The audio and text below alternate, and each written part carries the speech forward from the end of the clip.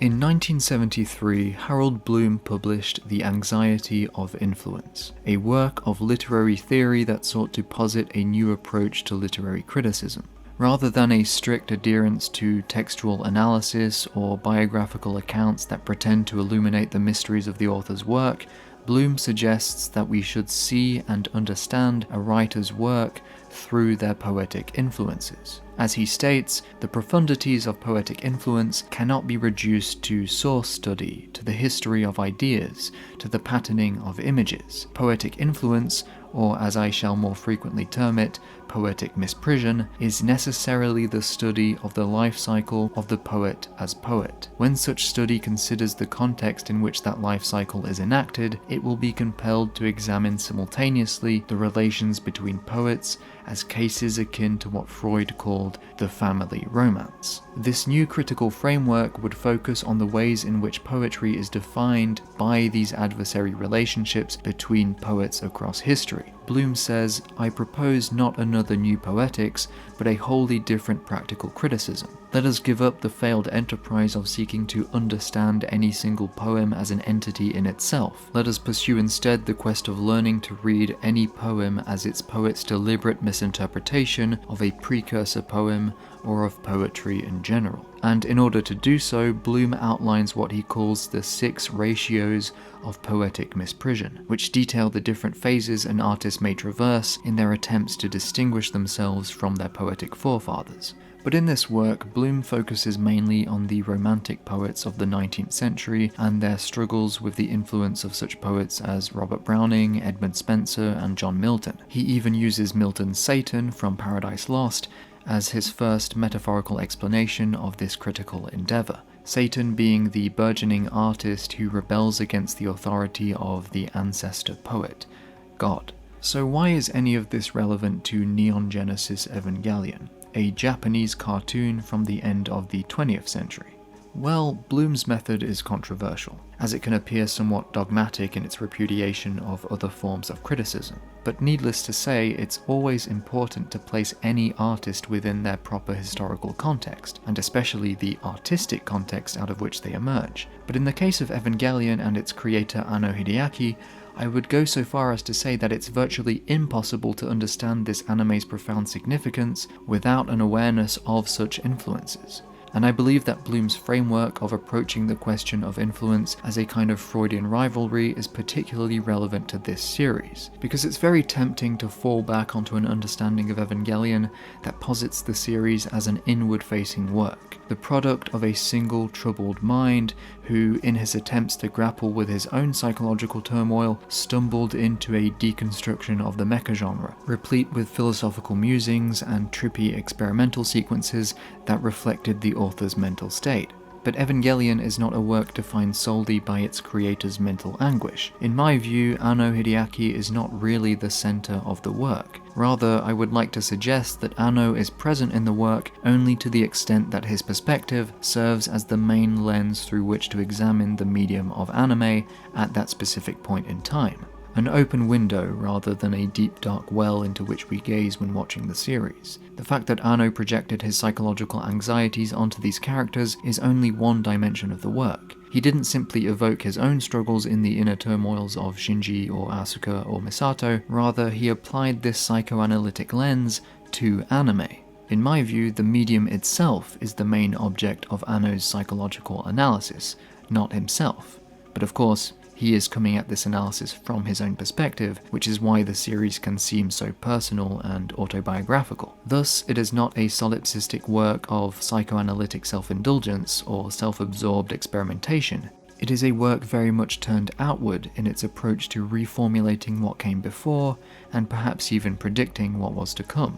The interiority present in this work is, in fact, the culmination of an entire history of anime, an appraisal of the medium itself as seen through the psyches of creators working in the industry and carrying the responsibility of artists working in the industry at that specific point in time. This is why I believe that we will only ever understand Anno's interiority, and consequently this series, by examining the history that results in its creation, and understanding how exactly that history is wrestled with throughout Evangelion.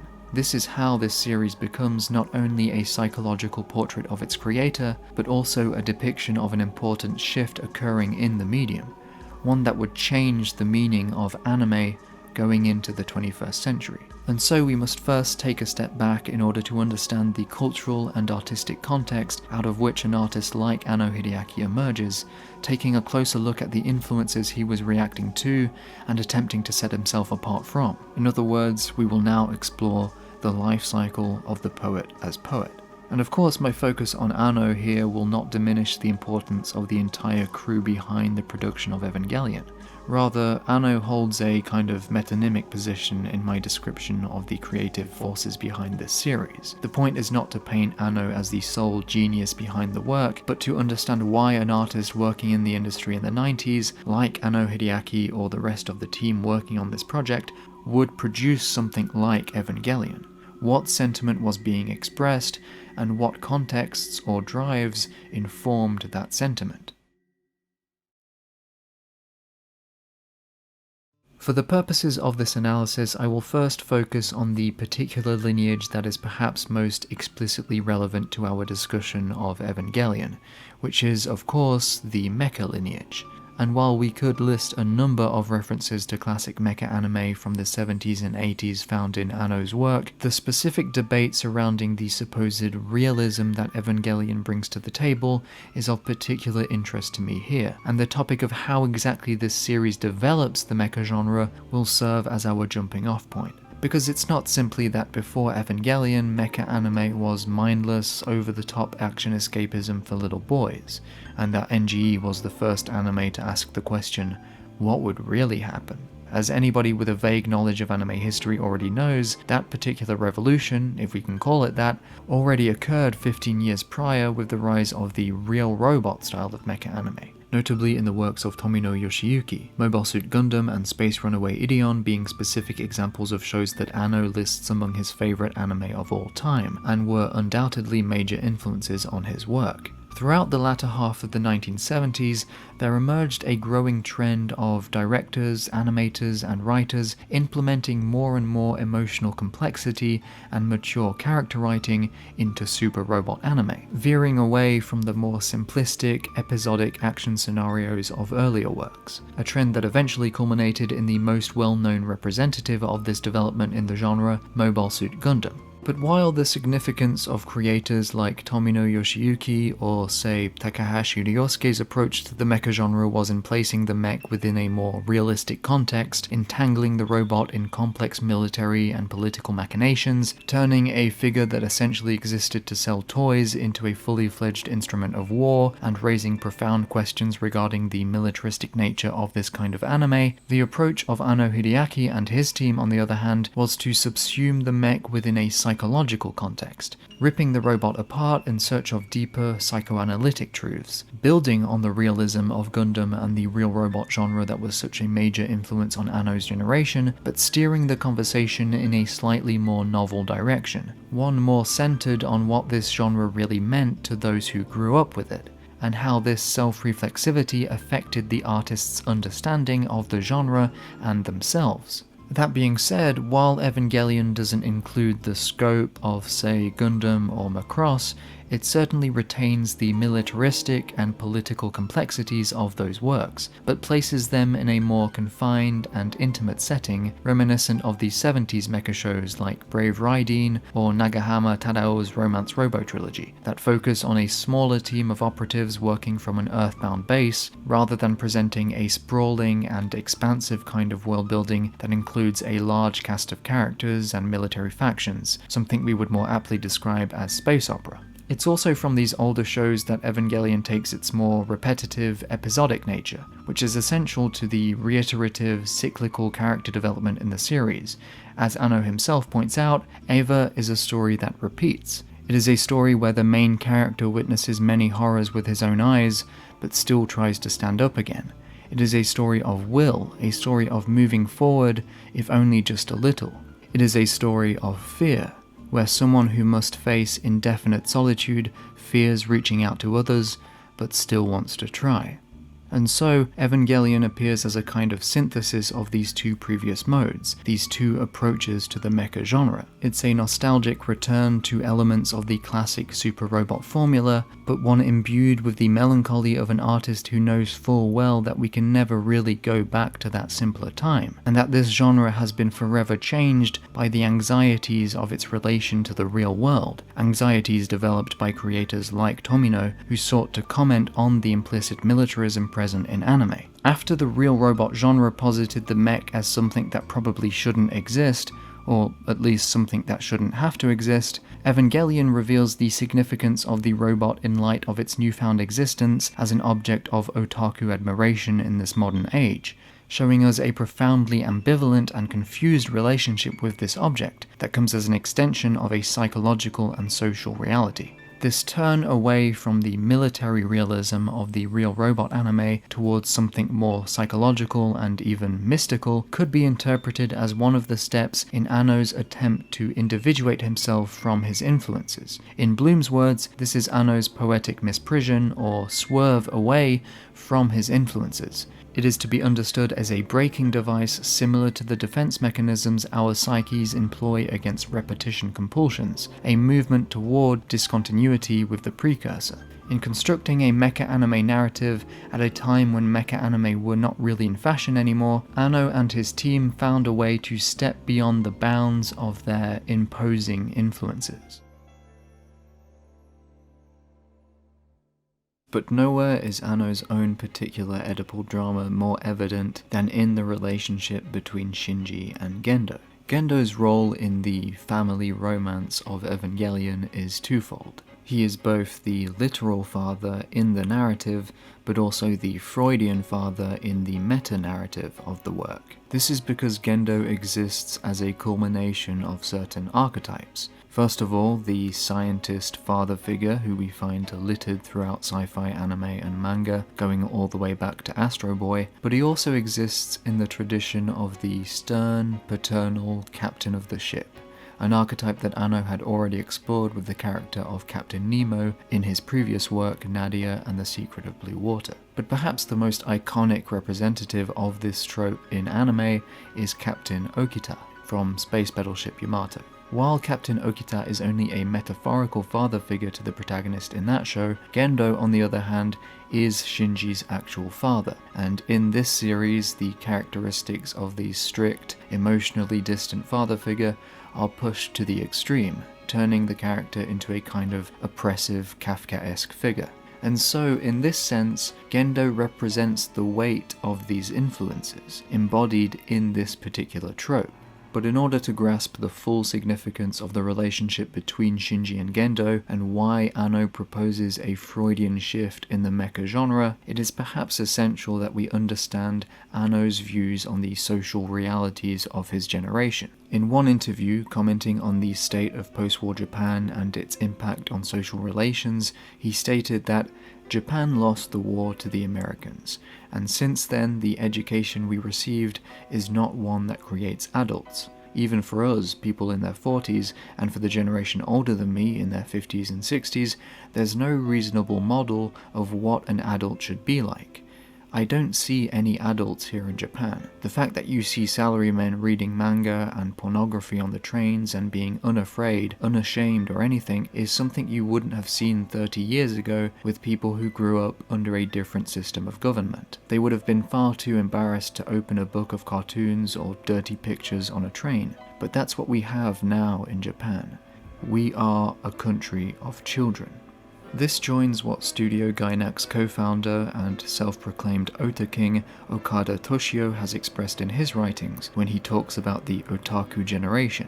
These were anime fans born after 1955 into a world where anime was coming into its own as a medium and whose interests would later coalesce into the subculture known as otaku. And so, being a part of this first generation of otaku, Anno appears to have great insight into the socio-cultural shift that underlies the otaku phenomenon, or at least he has insights into its effects on the individual's psyche, which is exactly what is expressed in a work like Neon Genesis Evangelion. But Anno's major projects appear on the scene at a time when this childlike obsession with infantile cultural products had gained widespread media attention following the otaku murderer case, which Pause and Select discusses with author Patrick Galbraith in his video entitled The Other Miyazaki, which I highly recommend for further context on this specific issue. These many factors combine to form within Anno a profoundly ambivalent relationship with his otaku self and the otaku subculture, not only due to social circumstances but also the artistic context. Anno is one of the first major artists in this medium to be born into an explicit realm of influence. Because the medium is so young, the artists he admired, for the most part, did not grow up watching anime like he did. They were not otaku, at least not in the same sense as Anno and his generation.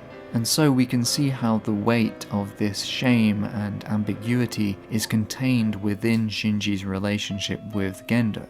We find in this relationship the confrontation of a generation of infantilized otaku with their industry forefathers, those who crafted, or at least first brought to animation, such character archetypes that Gendo is representative of, those who set the standards for the art the otaku generation consumed and now want to produce themselves, but who ultimately seem to reject their own artistic offspring.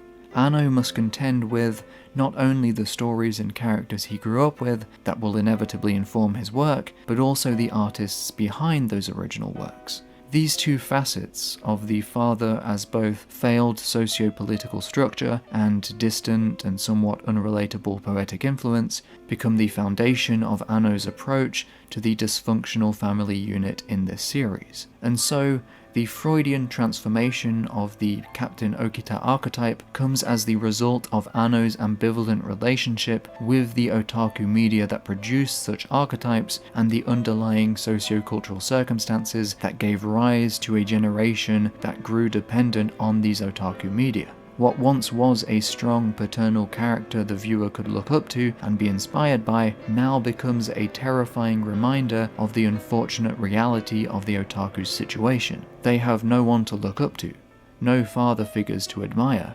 only rejection. Therefore, the pressures of artistic influence become enmeshed with the pressures of the artist's socio-cultural context, and the father's menacing gaze looming up above becomes representative of this burden, the weight of the past, of everything that came before, the alienation felt by those confronted with a past that set the conditions for this troubled present, and yet one that refuses to take responsibility, and in fact only makes us feel worse about our current state.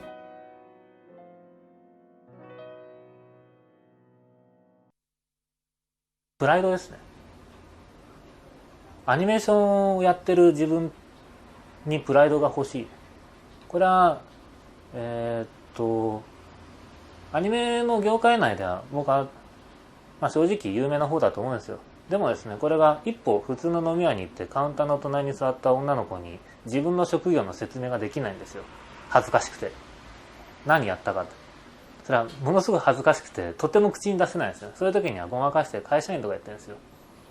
そこで僕の感性というもの、アニメーションというものに関するプライドというのを持っていないんだな。とても恥ずかしいアンダーな仕事だと僕は思うんですよ。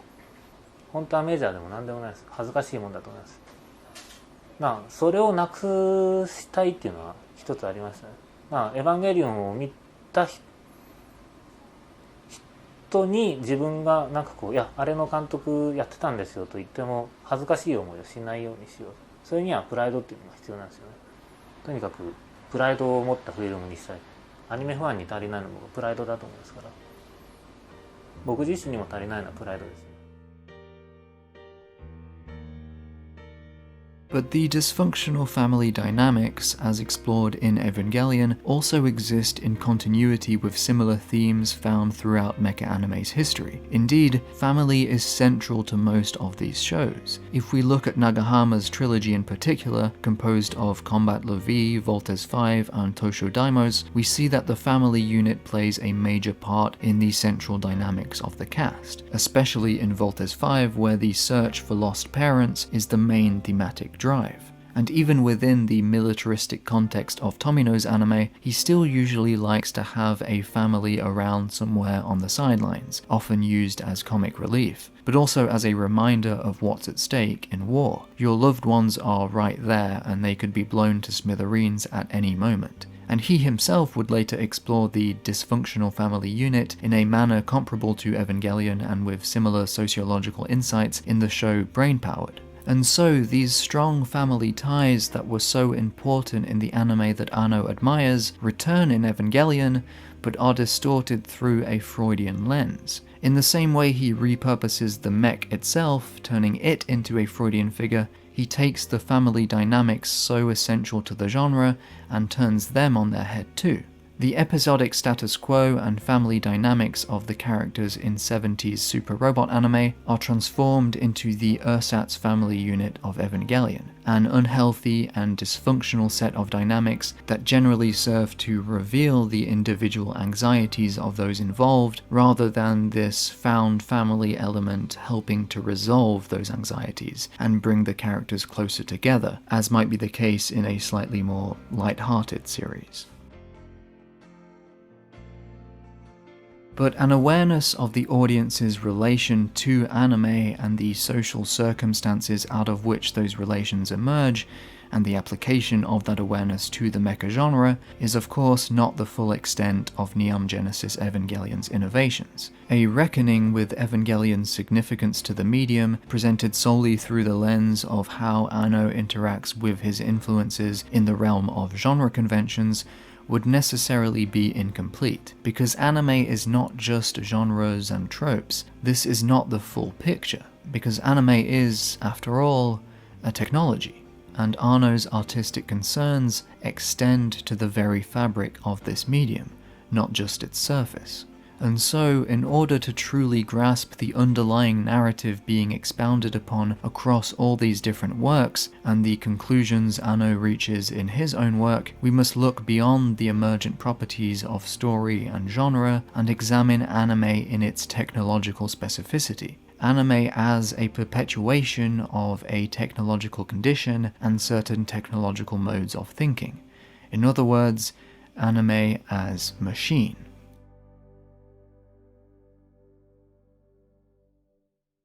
And it's perhaps author Thomas Lamar who offers the most complete account of anime as a technologically conditioned medium. In his book The Anime Machine, Lamar seeks to fully grasp the specificity of anime, what defines it and what technologies underlie it, but without reducing the medium to this technological determinism. He wants to question the ways in which technology influences anime production and the ways in which anime addresses the question of technology. In his words, how anime thinks technology. In one important passage of the book, he presents anime director Miyazaki Hayao as the enforcer of a dichotomy. He says on the one hand, there is the jumbo jet, the Landsat image, and anime, and on the other hand, there are the early days of flight, when flying felt wonderful, which is associated with clouds and light, the manga film, and even ancient animism. In other words, according to Lamar, Miyazaki's work expresses a rejection of certain technologies and an embrace and celebration of others. This ambivalence towards technology is essential to the medium of anime, not just Miyazaki's work, although it is perhaps often expressed most explicitly in his films. And this ambivalence comes to the forefront in the central dichotomy that Lamar presents in this book. He differentiates between two different approaches to the technologies of film and animation, opposing cinematism and animatism. He borrows the term cinematism from French philosopher Paul Virilio and describes it like this: cinematism tends to put your eye on the point of a speeding bullet, on the tip of the plummeting bomb, or looking directly ahead from the locomotive. Or conversely, you are the target, and the train or bullet or bomb is speeding toward you. It is a voyage into the landscape, which entails a push for greater mobility and velocity. The combination of perspective in the visual arts with Cartesian ideas of subjective rationality produced the dominant and even totally hegemonic visual model of the modern era. The basic idea is that the scalar ordering of elements with respect to a vanishing point results in a fixed and stable viewing position that appears to stand outside and rule over the hierarchically ordered world presented in the image.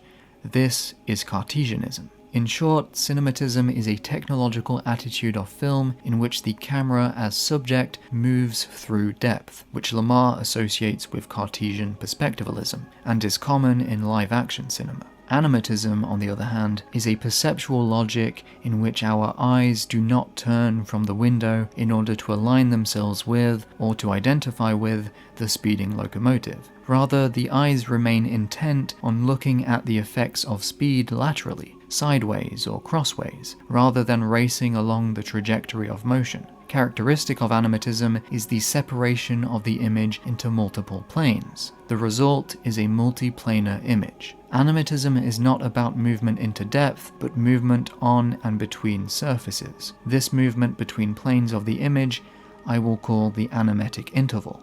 This is not to say that all live-action cinema is cinematism due to the presence of a camera in a physical space, nor is all animation animatism due to the layering of the image. The point is rather that due to its medium specificity, its conditions and limitations, animation often tends towards animatism, and conversely, live-action film often tends towards cinematism. Lamar elaborates on this by explaining that due to the stacking of celluloid layers, animation tended to put an emphasis on compositing over camera movement, and yet there is no rule that animation must thus result in animatism. Animation does not have to open a sense of movement between layers. It can equally strive to suppress animatism. But in the case of anime specifically, as opposed to a Western tradition of animation that often follows in the footsteps of Walt Disney, who did actually seek to imitate movement into depth, in anime, although Disney was a major influence, directors and animators seem more deeply entrenched in a tradition of animatism, which could arguably be attributed to the fact that anime as we know it today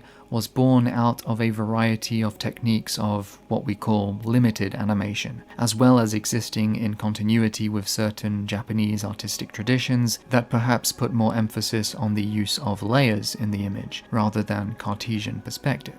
This approach to presenting visual information affords animatism the capacity to offer up new perspectives and frames of reference due to its multiplanar image, as opposed to making the camera the omniscient subject relative to which the entire world is constructed. In short, our vision and our relation to the technology of animation is reorganized in animatism, which ultimately can offer us a different perspective on technology itself. But in order to answer the question of how Evangelion fits into this tradition of animatism and what specific approach that series takes to thinking questions of technology and the modern technological condition of Japan, I'd first like to talk about one of Anno Hideaki's favorite anime, which I've already brought up, Space Battleship Yamato.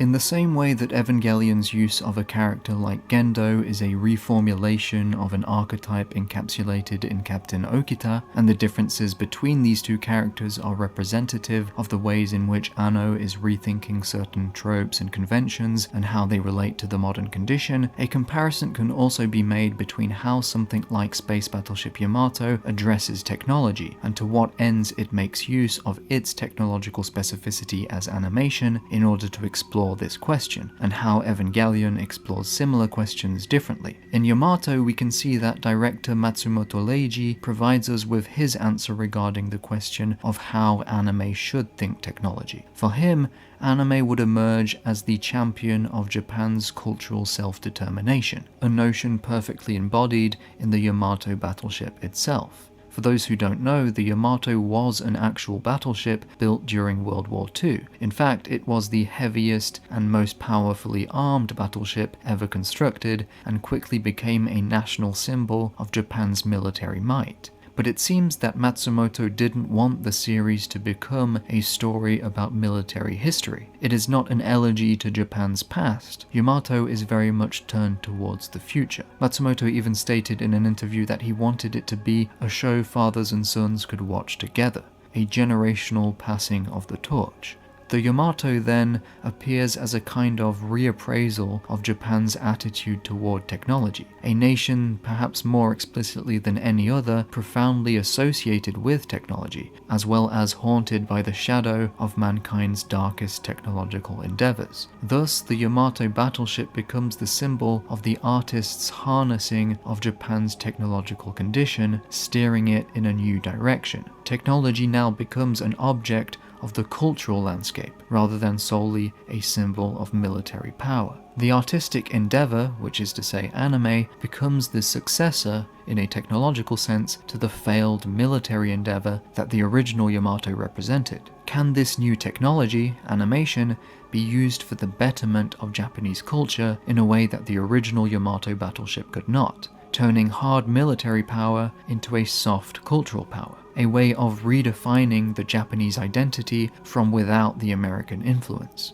But of course, the bad guys in Yamato use technology too. In fact, that's how they're killing the humans on Earth. So Matsumoto isn't showing a blind optimism in the future of technology. And if you're familiar with his other works like Galaxy Express 39 or Captain Harlock, you'll be aware of his ambivalence towards scientific progress, transhumanism, and how technology can be used to enslave and destroy the human spirit. この時代、地球は豊かであった。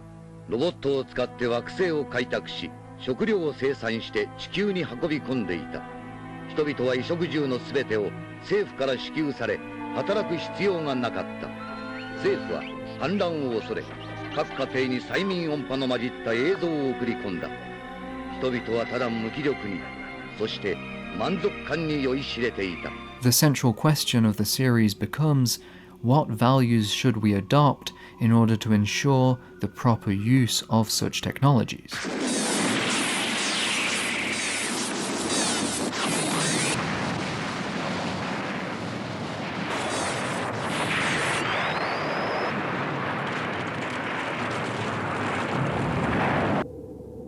浮遊大陸自体吹っ飛んでしまったじゃないか。我々は許されないことをしたのではないのか。我々はガミラスの基地だけを破壊すればそれでよかったはずだ。波動砲は我々にとってこの上ない力となる。だが使用を誤ると大変な破壊武器となってしまうことが分かった。今後使用には細心の注意が必要だ。Essential to Space Battleship Yamato's commentary on the animation industry as a new phase in modern Japan's technological condition is its minimalist narrative. Due to the serialized nature of the story, individual episodes often focus on specific military encounters in minute detail, which means that the emphasis is put on every single step of some kind of technological maneuver. Our characters are enclosed in this battleship, and it's all they have at their disposal to save humanity. Whether it's an episode dedicated entirely to evading a minefield or saving the ship from the depths of an alien planet's ocean, the technical process is always the main focus of the story, giving the series a very slow and steady sense of pacing, which was uncommon at the time. And I think that anime in general, in its focus on technology and its particular techniques of limited animation, has a tendency of pointing us back to this underlying material reality, this technology of animation itself. And in my opinion, this is only enhanced in a series like Space Battleship Yamato, where there is such a focus on the minutiae of technological endeavors. Because of the technical realism and attention to detail present in the series, when Captain Okita orders Shima to make a tricky maneuver with the ship, we can feel the artists themselves animating that maneuver. The technological substrate of the work is not lost in the theatrics of the story, the illusion of it. It is revealed in the focused minimalism of the show's narrative. The Yamato and its mission then become a synecdoche for the anime production itself, and each step forward becomes a reflexive statement about the technology of animation and how it is to be used going forward if the human spirit is to survive in this technological age. In contrast, Neon Genesis Evangelion draws attention to its technological substrate in a completely different manner. As Lamar puts it in The Anime Machine, the last episode of Evangelion, in order to put us inside Ikari Shinji's thoughts and feelings, puts us inside animation. Existential crisis is technical crisis, and vice versa. And so, while the Yamato is composited animetically into an Odyssean journey through space, one that serves as an elegy for the survival of the human spirit in the face of a technological apocalypse, our characters in Evangelion, on the other hand, are composited into internal, psychological spaces. Characters aren't simply placed inside a vessel that represents humanity's will to survive in a technological age. Rather, in Evangelion, characters are enclosed within Freudian spaces, the Eva units, which are inhabited by the spirit of the mother. Our characters are forced into Oedipal dramas turned inward, and technology is the tool of technocrats, and is used to guide these Oedipal dramas toward a particular conclusion.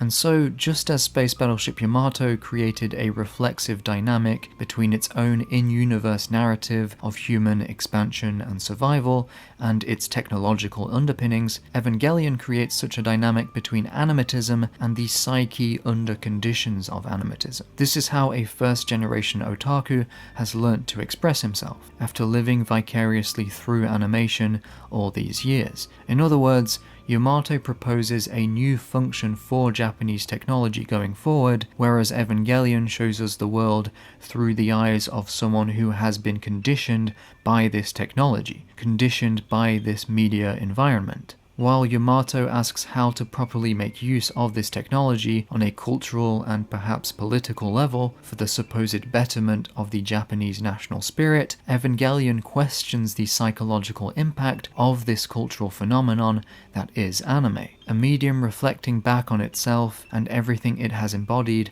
over the past 30 years. In fact, Anno seems to posit that anime's answer to the question of technology has been to escape into it. The anime machine has been used to craft new worlds which reorganize society and essentially become a tool of social engineering via their application to mass culture. It's not an optimistic, generational passing of the torch like Yamato, it's a profound examination of those to whom the torch was passed, and an argument for why the flame will go out, why anime in its present form will, or perhaps must, die.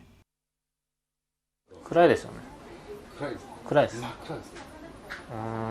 はない。光あればいいんですけどね。なんかありますかね。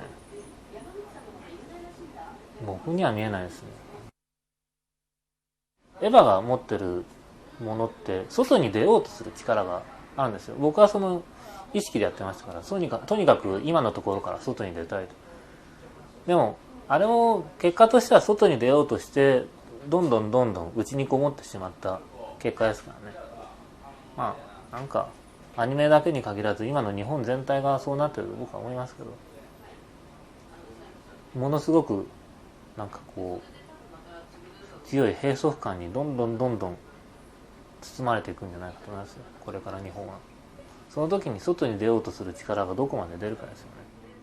And this argument takes the shape of the portrayal of a particular kind of technological condition, one that Thomas Lamar calls postmodern. He places animatism in the context of the super flat art movement conceived by Murakami Takashi, an artist who developed a style that seeks to express a flattening of the image and its layers, eliminating depth altogether, mimicking the aesthetics of anime and manga.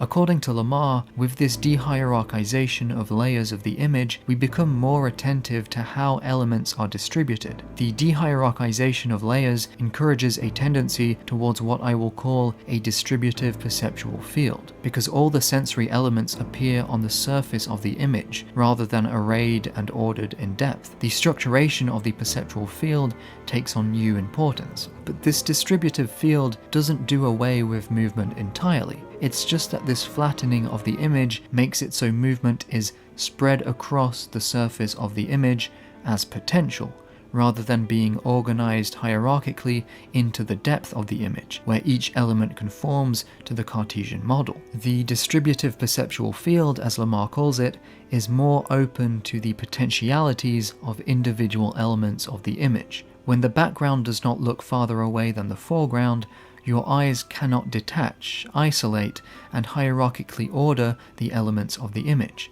Instead, your eyes follow the lines that zigzag across the surface, Such images are structured to encourage lateral movement of the eyes. Eyes begin scuttling, meandering, scanning, as if restlessly oscillating around a center that remains non-localizable. This is the superflat movement. In contrast to Cartesianism, superflat composition is said to disperse and distribute elements across the surface of the image, thus dispensing with the fixed viewing position of the subject as well. And this dispersion of the self across the visual field is taken to be, in some sense, representative of a postmodern condition. In my view, Evangelion's embodiment of animatism stands out because of its particular use of what we could call superflat aesthetics that serve to express and exacerbate the postmodern condition of its characters. Anno excels at this kind of flat composition, where the potentialities of layers are brought to the surface of the image. There's a kind of compositional intensity in his work, and this is only enhanced by Anno's creative use of limited animation, which, combined with his particular style of shot composition, sometimes creates a new kind of movement within the image, one that appears antithetical to classical full animation and yet can be just as expressive. This applies particularly well to the entirely static sequences in Evangelion, where composition is doing all the work and the viewer's eyes fill in the gaps. Lamar tells us that in limited animation, there is a tendency for the viewing position of the camera to slide over the image, and its speed and direction impart a sense of movement. This is different from the sense of a viewing position imparted through Cartesian perspectivalism. It is closer to an art of describing, unfolding, or scanning the world. And Anno pushes this to the extreme. In these scenes, the camera needn't even pan across the image to simulate movement. Movement becomes interiorized. It occurs within the viewer's mind. Animation as psychological movement. No striking color schemes or trippy visuals are necessary here. The lack of animation becomes representative of an emotional stillness, an anticipation of an inevitable act. In this scene, we might imagine a frustrated and distraught Shinji recoiling at the decision he has to make within the entry plug, or we may simply imagine the mental movement toward this inevitable decision occurring within his mind. In either case, a movement is present, but not shown explicitly. The elevator scene featuring Rei and Asuka proposes a similar approach to movement via limited animation. In this scene, there actually is technological motion occurring in-universe, the descent of the elevator. This physical reality that remains in the back of our minds serves to build the tension in Asuka's mind. And so there is an implied movement in the world, and a technological one at that carries over to the psyche of the character, a kind of claustrophobic relation of character and world, character and technological context, one that appears frequently throughout the series. In these two scenes, this is used as a kind of countdown to an inevitable conclusion, a fixed fate.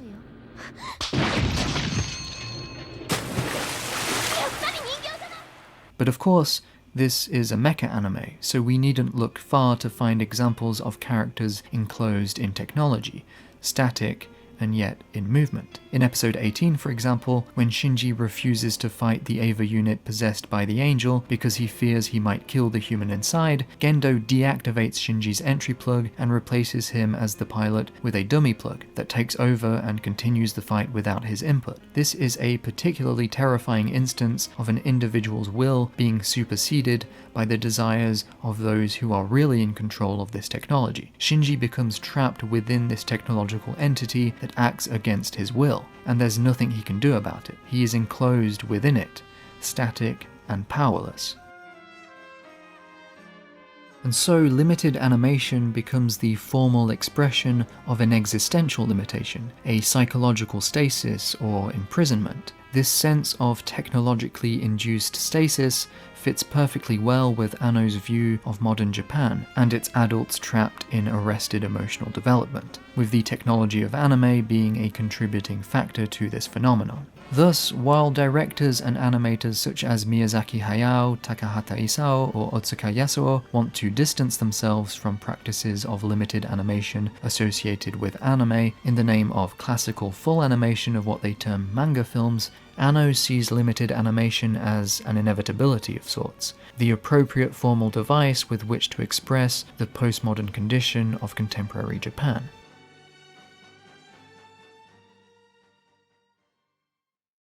Another feature of animatism and its characteristic layering of the image is that it produces a multiplication of frames of reference, as opposed to the single Cartesian perspective of cinematism. And Evangelion, with its super-flat distribution of the perceptual field, where characters exist in relation to their Freudian network of associations, and different episodes provide deep insights into different characters' Oedipal dramas, is especially interested in depicting these varied perspectives, these varied frames of reference, which, in my view, promotes what Russian theorist Mikhail Bakhtin called dialogism. Bakhtin opposed dialogism to monologism, and used the novels of Dostoevsky as an illustration. In the Russian author's novels, a plethora of voices seem to transcend the voice of the author, allowing for a multitude of perspectives and worldviews. Polyphony, the multiplicity of voices, is essential to Dostoevsky's work and his concept of the dialogue, according to Bakhtin. He says that a character's word about himself and his world is just as fully weighted as the author's. It possesses extraordinary independence in the structure of the work. It sounds, as it were, alongside the author's word, and combines both with it and with the full and equally valid voices of other characters. This is dialogism. Monological fiction, on the other hand, creates characters that exist only to convey the author's own ideology. The author speaks for themselves, not anyone else. The differences between characters and their voices are subsumed within a single consciousness, that of the author. And of course, Bakhtin believes that dialogism is more true to life. He states that the open-ended dialogue is the single adequate form for verbally expressing authentic human life. In his article on Bakhtin's work, Andrew Robinson states that a dialogical work constantly engages with and is informed by other works and voices, and seeks to alter or inform it. It draws on the history of past use and meanings associated with each word, phrase, or genre. Everything is said in response to other statements and in anticipation of future statements. Given everything we've explored already, it seems clear that Evangelion is a work that exists in dialogue with past works, and given its ending, it's obvious that Anno seeks to anticipate, or at least inform, future works in the medium. In Anno's work, there's particular attention given to this multiplicity of voices and how such a multiplicity can be expressed via animatism. Characters talk through animation, editing, and composition. They are each given their own expressive visual spaces through which their individual perspectives are communicated to the audience.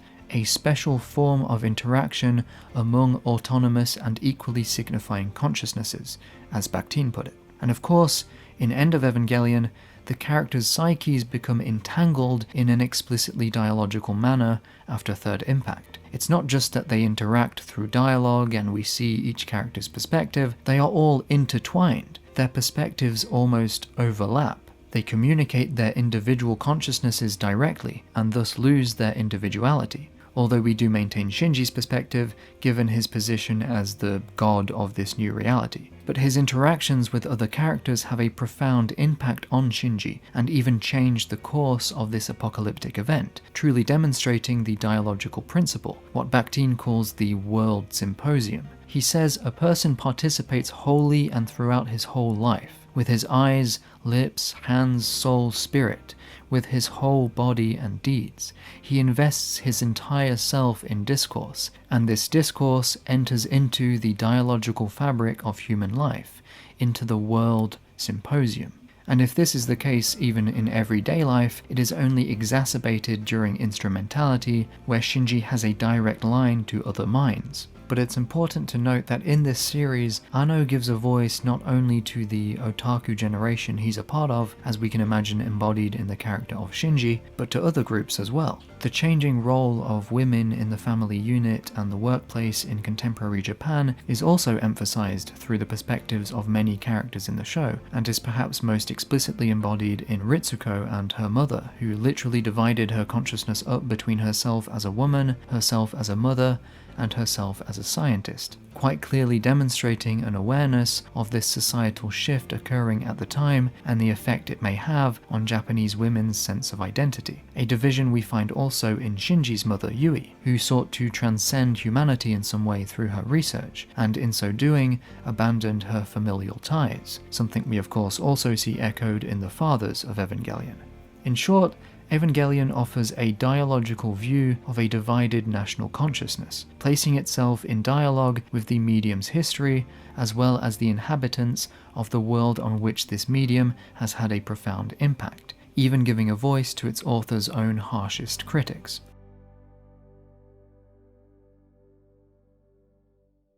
Evangelion is generally credited as having created the subgenre of anime and manga commonly referred to as Sekai-kei, or world type. These are generally stories with apocalyptic overtones and melodramatic undertones, where the fate of the world rests on the shoulders of emotionally tormented teenagers. And Sekai-kei, as seen in Evangelion, is where the internal, the particular, exists in dialogue with the external, the universal.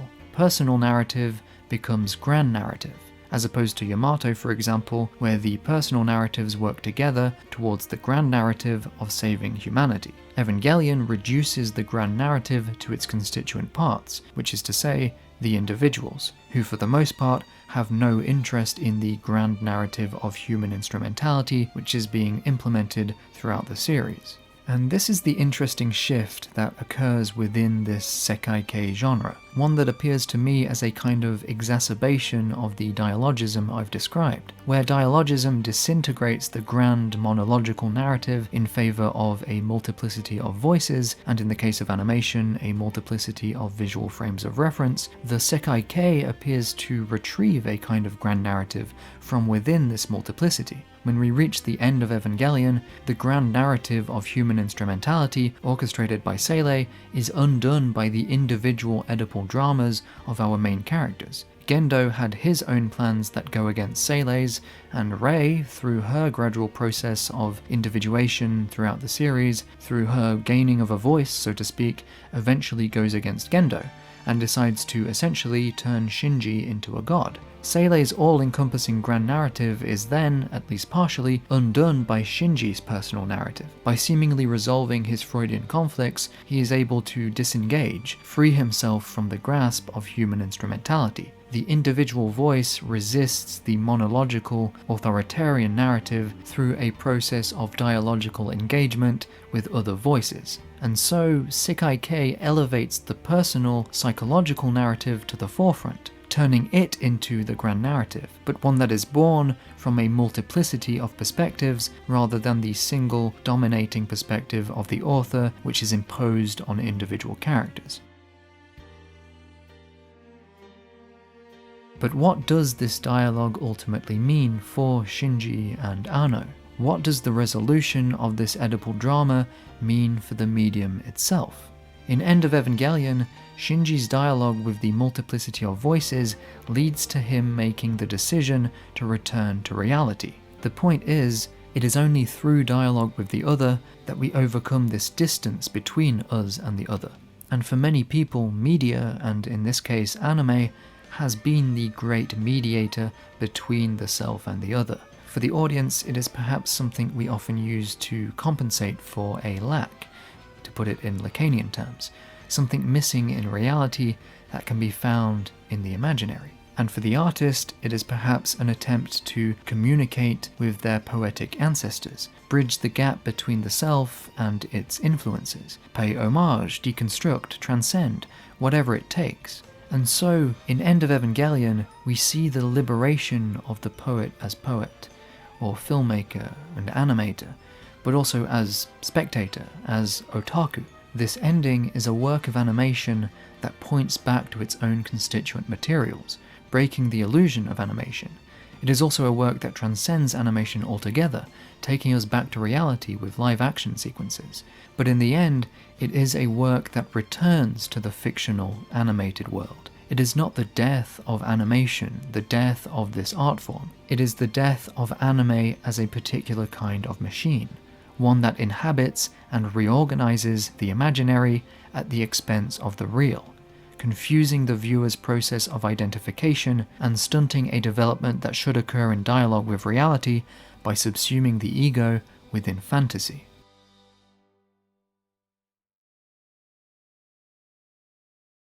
But it's important to keep in mind that while Shinji himself eventually chooses reality, the social world, over the escapist fantasy of lost individuality, the dispersion of identity that occurs after Third Impact, that is only Shinji's decision, and apparently Asuka's too. Everyone else is given the freedom to do the same if they wish to.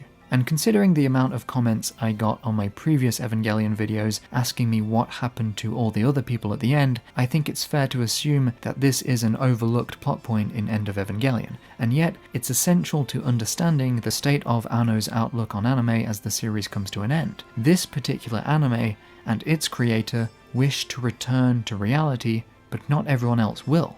After the collective apocalypse of Third Impact, we return to the will of the individual. Sure, Shinji makes a decision for mankind, but that decision is to give each person the freedom to choose their own fate. Just as Anno himself has, presumably, been the main creative force behind the narrative developments of the series and the ultimate ending, he's still only choosing his own fate, so to speak, the fate of his anime.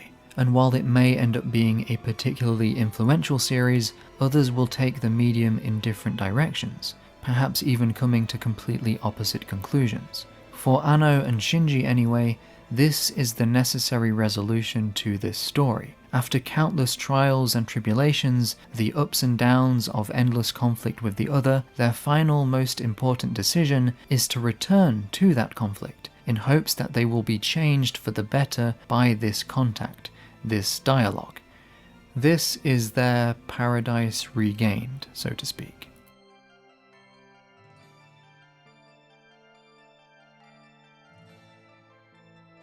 And so, in viewing Evangelion as the creation of one depressed director, an expression of his self-absorbed introspection, we forget its core message, the reason for its existence.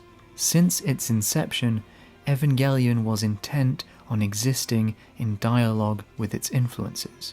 It is not one man's monologue. It is a dialogue with the circumstances that gave rise to its own existence.